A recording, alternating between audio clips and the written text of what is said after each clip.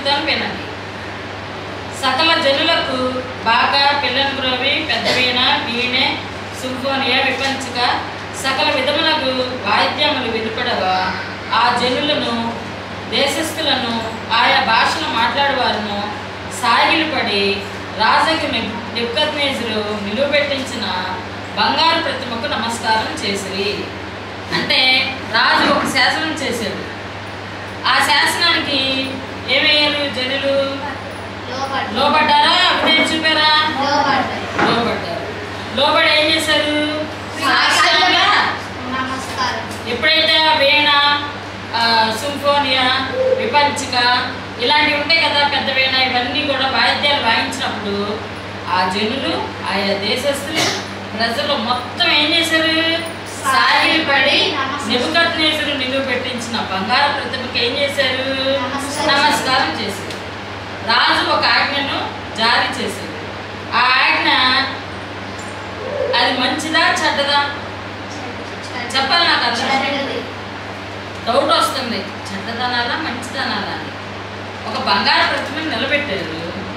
బొమ్మని ఎవరు తయారు చేస్తారు?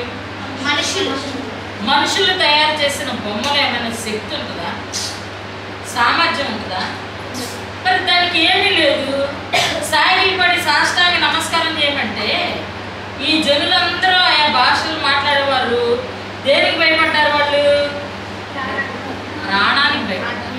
వారిని ఎక్కడ వేస్తానని చెప్పాడు రాజు? అగ్ని గుండంలో వేస్తాను. అంటే మండుచున్నటువంటి అగ్ని గుండంలో వేస్తాను. అంటే అమ్మో మా ప్రాణాలు పోతాయి, ఆ కనపడే విగ్రహానికి ఏముంది? సాష్టాంగ పడి నమస్కారం చేస్తే ఏమైంది? వాళ్ళ ప్రాణాలు ఏం చేసుకోవచ్చు? దక్కించుకోవచ్చు, కాపాడుకోవచ్చు. అలాంటి ఆలోచన గల వారందరూ ఏం చేశారు? సాగిలిపడి సాష్టాంగ నమస్కారం చేశారు. నెక్స్ట్ 8వ వచనం చూడండి. ఆ సమయమందు కల్దీయులలో కొందరు ముఖ్యులు వచ్చి యూదుల పైన కొండెములు చెప్పి రాజుకి నెబుకద్నెజరు వద్ద ఇలాగ మనవి చేసింది. రాజు చిరకాలం జీవించును గాక. రాజా తాము ఒక కట్టడ నియమించిరి.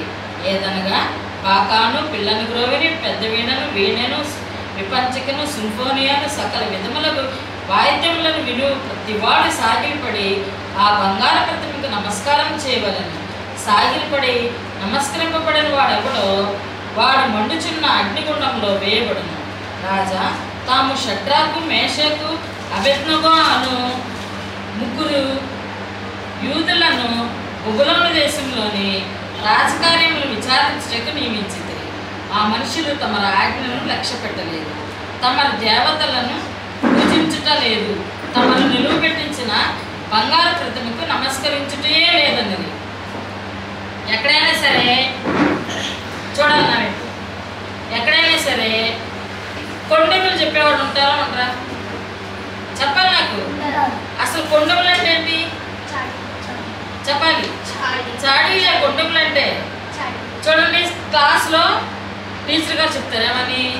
మీరు హోంవర్క్ చేసిన ఎడల మీకు దెబ్బలో తగలవు. మీరు హోంవర్క్ ఎవరైతే చేసుకున్నారో వాళ్ళని ఖచ్చితంగా కొడతానంటారు. మనలో మన ఫ్రెండ్స్ కాకుండా పక్కన వాళ్ళు ఎవరైనా హోంవర్క్ చేసి రాకుండా వచ్చి ఖర్చు అందరు పుస్తకాలు తీసుకెళ్ళి వరుసగా హోంవర్క్లు ఇలా పెడతారు. టీచర్ కరెక్షన్ చేస్తారు. టీచర్ గారు మీ టీచర్ గారు ఏం చేస్తారు? కరెక్షన్ చేస్తూ ఉంటారు.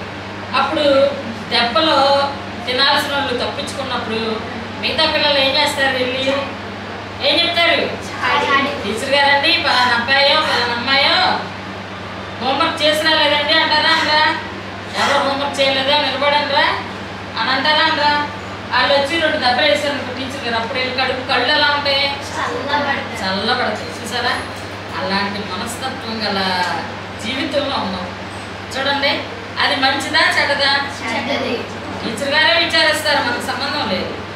కానీ అలా కొండములు చెప్పే అలవాటు ఎవరిదే చెప్పండి? సాతానుడు యోబు మీద దేవుడికి చెప్పాడు.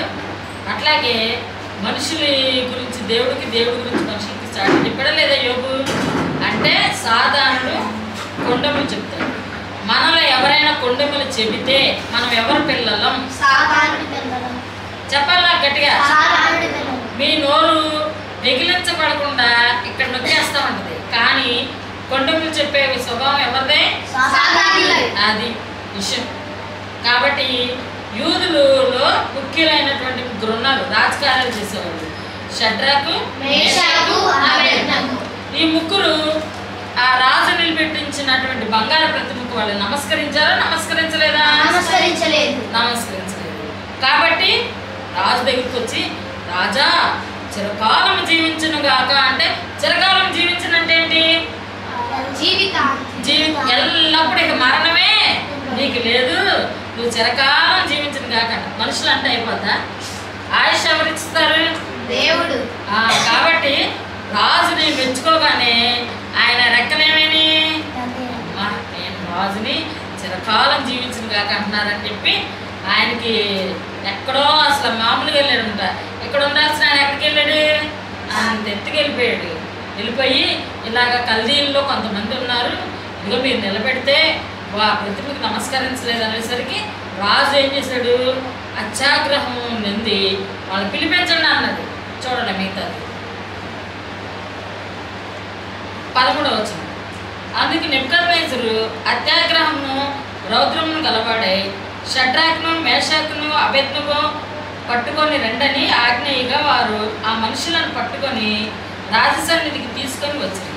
అంతటా నెబుకద్నెజరు వారితో ఇట్లనెను, షడ్రాకు, మేషాకు, అబేద్నెగో, మీరు నా దేవతను పూజించటం లేదనియో, నేను నిలువ పెట్టించిన బంగారు ప్రతిమకు నమస్కరించటం లేదనియో నాకు వినబడినది. ఇది నిజం, అది నిజమా అన్నాడు. అంటే ఇది నిజమేనా, నాకు వినబడింది అని అడుగుతున్నాడు. అందుకు వాళ్ళు ఏం చెప్తున్నారు? 15వ వచనంలో, బాకాను, పిల్లను గ్రోవుని, పెద్ద వీణను, వీణను, సింఫోనియా, విపంచకను, సకల విధములకు వాద్యములను మీరు విను సమయంలో సాగిలిపడి నేను చేయించిన ప్రతిమకు నమస్కరించుటకు సిద్ధముగా ఉండిన ఎడల సరే, మీరు నమస్కరింపని ఎడల తక్షణమే మండుచున్న వేడుము గల అగ్నిగుండములో మీరు వేయబడుదురు. నా చేతిలో నుండి మిమ్మల్ని విడిపింపగల దేవుడు ఎక్కడనున్నాడు? షడ్రాకు, మేషాకు, అబేద్నెగోయు రాజుతో ఇలాగ చెప్పింది. ముందు రాజు ఏమన్నాడు? పిలిపించి, ఇదిగో నాకు వినబడింది నిజమేనా? నేను నిలబెట్టాను ఒక ప్రతిమను, దానికి నేను మిమ్మల్ని ఏం చేయమన్నా? సాగిలు పడి సాష్టాంగ నమస్కారం చేయమన్నా, మీరు చేయలేదు. మరి నాకు వినపడింది మీకు నిజమేనా? ఇప్పుడైనా మీరు రెడీగా ఉండండి. నమస్కరించలేదు కాబట్టి ఇప్పుడు వాయిద్యాలన్నీ, సకల విధములైన వాయిద్యాలన్నీ వాయించినప్పుడు మీ ముగ్గురు సిద్ధపడి సాష్టాంగ పడి నేను నిలబెట్టించిన దేవతని నమస్కరించండి అన్నాడు. అన్నప్పుడు అందుకు షడ్రాకు, మేషాకు ఏమన్నారో చూడండి. 16. షడ్రాకును, మేషాకును, అబేద్నెగోయు రాజుతో ఇలా చెప్పింది, నెబుకద్నెజరు, ఇందును గూర్చి నీకు ప్రత్యుత్తరం ఇయ్యవలన నా చింత మాకు లేదు. అది ధైర్యవంతుల లక్షణం. ఉన్నావా? ఒక రాజు అగ్నిగుండంలో పడేసి చంపేస్తానంటే వాళ్ళు ఏమన్నారు? షడ్రాకు, మేషాకు, నెబుకద్నెజరు రాజా అంటున్నారా? నెబుకద్నెజరు, అసలు నీకు సమాధానం ఇవ్వాల్సిన చింత లేదు. చింత అంటే ఏంటి? బాధే లేదు మాకు.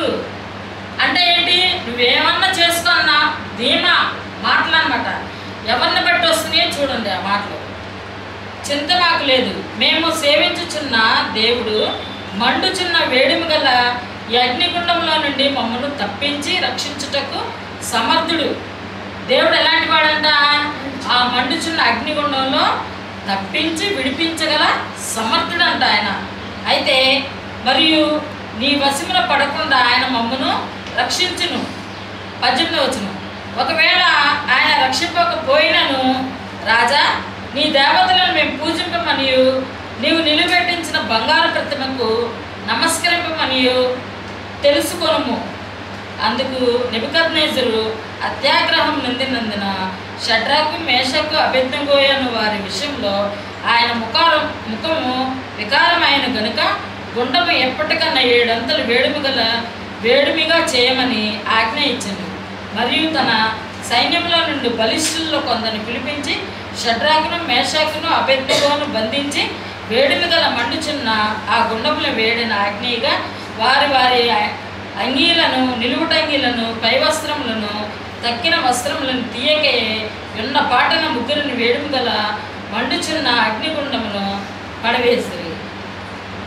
రాజాజ్ఞ తీవ్రమైనందున గుండము మిక్కిలి వేడుము గల దైనందున షడ్రాకు, మేషాకు, అబేద్నెగోను విసిరి వేసిన ఆ మనుషులు అగ్ని జ్వాలల చేత కాల్చబడి చనిపోయారు. అంటే ఈ రోజుకి ఇక్కడ వరకు అంటే ఏం జరిగింది? రాజుతో ఏమన్నాడు? రాజా, నీకు మేము సమాధానం చెప్పాల్సినంత చింత అయితే మాకు లేదు. ఇదిగో మా దేవుడు మమ్మల్ని రక్షించి విడిపించగల సమర్థుడు. ఒకవేళ మా దేవుడు మమ్మల్ని రక్షించలేదనుకో మాకేం భయం లేదు. రక్షించకపోయినను సరే మేమైతే నువ్వు నిలబెట్టించిన ప్రతిమకు మేము ఏం చెయ్యం? అది విశ్వాసం. ఎంత గొప్ప విశ్వాసం ఆ యవనస్తులకి. అంటే యవనస్తులు ఏదైనా దేవుడి కొరకు చేయగలరనటానికి అదే రుజువు. మీరు టీనేజర్స్లో ఉన్నారా లేదా? మీరు దేవుడి కొరకు ఏదైనా చేయగలరా చేయలేరా? పెద్ద వర్షం వస్తుంది, దేవుని సన్నిధానానికి వర్షం ఏమన్నా ఆటంకమా? ఏ ఆటంకం లేదు. దేవుడి ప్రేమ ముందు వర్షం ఏమన్నా ఆటంకమా? ఏది లేదు. జ్వరం వచ్చింది, ఒకవేళ బాగాల ట్యాబ్లెట్ వేసుకోవడం ఏం చేయాలి? దేవుడి సన్నిధానంలో కూర్చుంటే లాస్ట్ ఆమె అనేసరికి ఏమవుతాయి? రోగాలన్నీ ఇంటికి వెళ్ళేటప్పుడు సమాధానంగా వెళతాం. అది విశ్వాసం. విశ్వాసమే క్రైస్తవ జీవితాన్ని నడిపించేది. అర్థమైందా?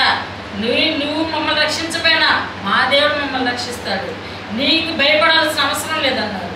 వాళ్ళ ముగ్గురిని తీసుకెళ్ళి 7 అంతలు వేడి చేస్తే అగ్నిగుండంలో బలిష్ఠు లేని వాళ్ళు తీసుకెళ్ళి అగ్నిగుండంలో వేస్తే ఉన్న పాటన వాళ్ళు వేసుకున్న బట్టలతో పాటు వేసేసేసరికి ఆ వేసిన వాళ్ళు ఏమైపోయారంట?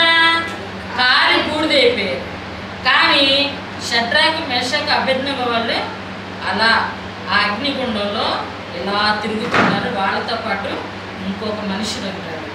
దేవుడు తన దూతను పంపించాడు. అది నెక్స్ట్ పార్ట్లో ఉందన్నమాట. చూసారా? దేవుడు ముగ్గురిని అగ్నిగుండంలో వేస్తే ఎంతమంది కనపడ్డారు రాజుకి? 4. అందుకనే మనం పాడుకుంటున్నాం చూడండి. అగ్నివాసన నంటాకుండా అబేద్నెగోలతో నుండిన దేవా, దానియేలును సింహపు బోనులో ఆదుకున్నా నాదుడ నీవే. చూడండి, ఆయా భక్తుల్ని దేవుడు కాపాడాడు కాబట్టి ఈ పాటలన్నీ రచించబడ్డాయి.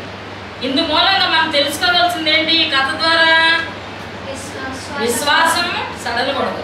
మనకి ప్రభుత్వమైనా టీచర్స్ ద్వారా అయినా ఏదైనా సరే మనకు ఆంక్షలు వస్తాయి. దేవుడి సన్నిధానానికి వెళ్లకుండా ఆటంకాలు తల్లిదండ్రుల ద్వారా రావచ్చు, ఫ్రెండ్స్ ద్వారా రావచ్చు, అలాగే ప్రభుత్వం ద్వారా మరి టీచర్స్ ద్వారా ఆటంకాలు వచ్చినప్పటికీ మనం ఎవరి ప్రేమను గమనించాలి?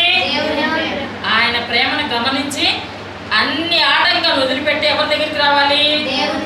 దేవుని హత్తుకుంటే ఆయనే మనల్ని కాపాడు. ఆనాడు షడ్రాకు, మేషాకు, అబేద్నెగోలను కాపాడిన దేవుడు మనల్ని కూడా విశ్వాసంగా ఉంటే ఆపదలను కాపాడతాడా? కాపాడా? అది విశ్వాసం. ప్రార్థన చేసుకుందాం.